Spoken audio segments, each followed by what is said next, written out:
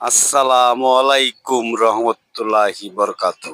প্রিয় দেশবাসী, যে যেখান থেকে আমার চ্যানেলটা আপনারা দেখতে পাচ্ছেন, আমি আপনাদেরকে শুধু একটু মনে করে দেওয়ার জন্যই ভিডিওটা করা আমার। আপনারা দেখতে পাচ্ছেন এটা ছাদ।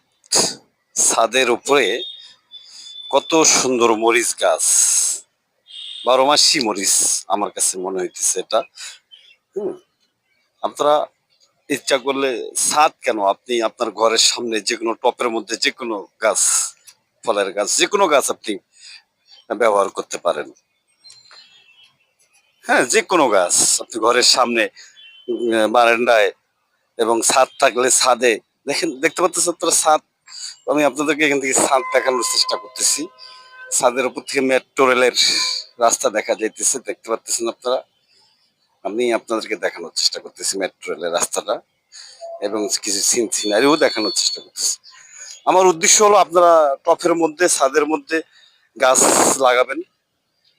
গাছ মানেই অক্সিজেন।